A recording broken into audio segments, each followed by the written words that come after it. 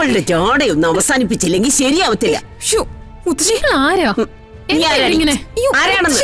ഞാൻ ആരാന്ന് അറിയണോ നിനക്ക്? അവളുടെ ഒരു ജാട കണ്ടില്ലേ? എന്താടി എന്തു പറ്റി?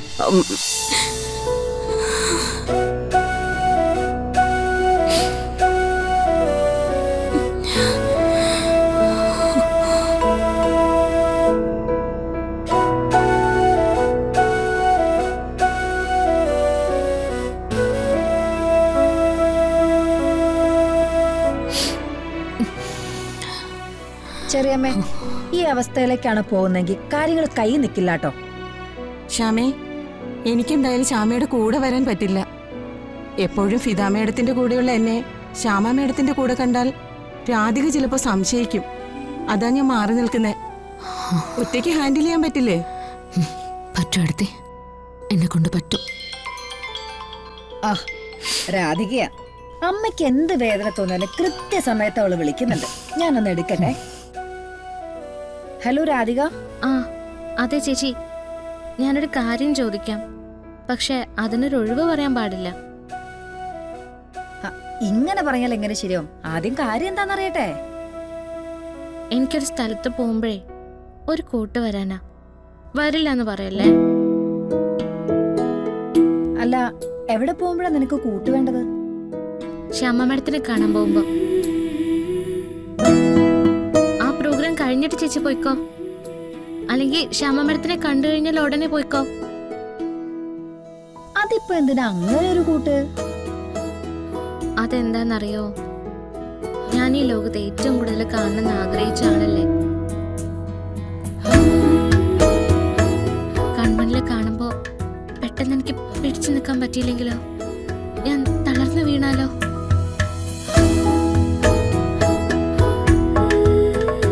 എനിക്ക് അങ്ങനെ ഒരാള് വേണ്ടേ? ഓക്കെ, നമുക്ക് ഒന്നിച്ചു പോവാം. എന്ന് നന്നായി. നമുക്ക് രണ്ടുപേർക്കും കൂടി ശ്യാമ മേഡത്തിനെ നന്നായിട്ട് പരിചയപ്പെടുകയും ചെയ്യാം.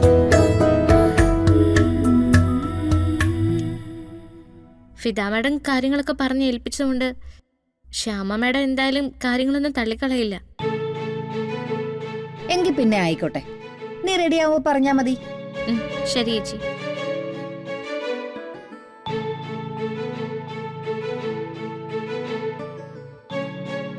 ശ്യാമ മേഡത്തിനെ കാണാനുള്ള അവളുടെ എക്സൈറ്റ്മെന്റ് കണ്ടില്ലേ? അത് തന്നെ ഒരു ശുഭ സൂചനയാ. ഇതങ്ങോട്ടൊന്ന് പറഞ്ഞു കൊടുക്കും മോളെ. എനിക്ക് ശ്യാമയുടെ അവസ്ഥ കണ്ടിട്ട് ഒട്ടും പിടിക്കുന്നില്ല. ഇവിടുന്ന് ആ ക്ഷേത്രം വരെ എത്തുമെന്തോ. പേടിക്കണ്ട, ഞാൻ കൂടെ ഉണ്ടല്ലോ. ഞാൻ നോക്കിക്കോളാം.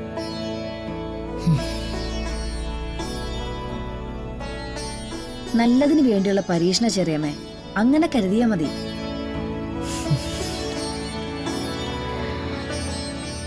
അതെ മോളെ, എന്നായാലും ഈ സിറ്റുവേഷൻ മറികടക്കണം.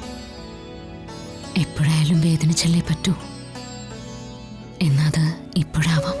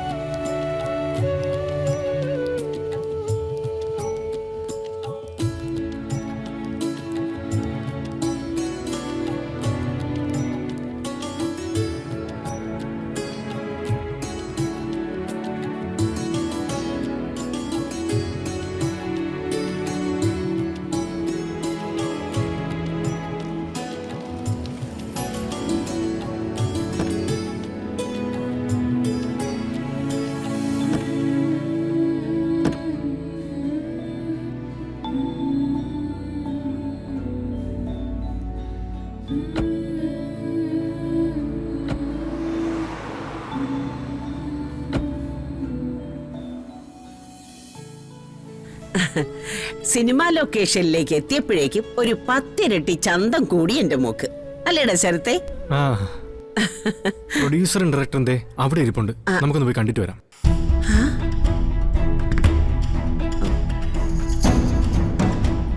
അതേതാ അവരുടെ കൂടെ ഇരിക്കുന്ന ഒരു ഞാഞ്ഞൂല്? അതാ ഹീറോയിൻ. ഇവളോ? നിങ്ങൾ വരുന്നുണ്ടോ?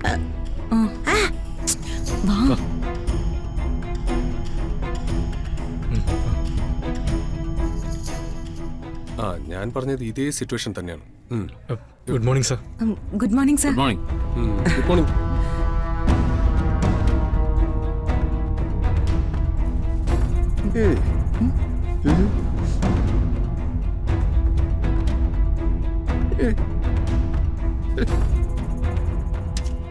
എടാ ചെറുക്ക, പ്രിയങ്ക വന്നത് കണ്ടില്ലേ? ഒരു കസേര എടുത്തിട്ട് കൊടുക്ക്, ഒന്ന് എനിക്കും. സർ, ഞാൻ ഡ്രസ് ചേഞ്ച് ചെയ്തോട്ടെ? ഓക്കെ. അല്ല സാറേ, നിങ്ങൾക്ക് വല്ല അബദ്ധവും പറ്റിയതാണോ? എന്തു പറ്റി? അല്ല, അല്ലെങ്കിൽ ഇതിനെയൊക്കെ പിടിച്ച് ആരാ നായികയാക്കുന്നേ?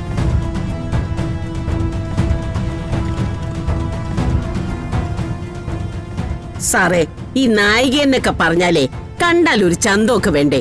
ദേ എന്നെ പോലെ.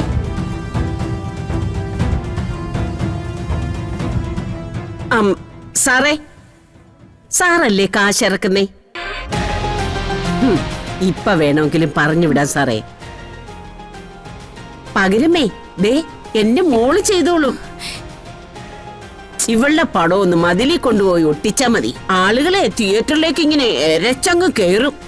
ശരത്തെ, ഇവരോട് അങ്ങ് പോവാൻ പറ. അമ്മ വന്നേ. വാ, വാ, വാ. എടാ അമ്മ, ഞാനൊന്ന് വാ, വാ. Sorry sir. അല്ല ഞാൻ പറഞ്ഞേ. എടാ കുരിശാവൂടോ. ആ തള്ളെ സഹിക്കാൻ കുറച്ച് പാടാ. പ്രിയങ്കയുടെ മുത്തശ്ശിയാ.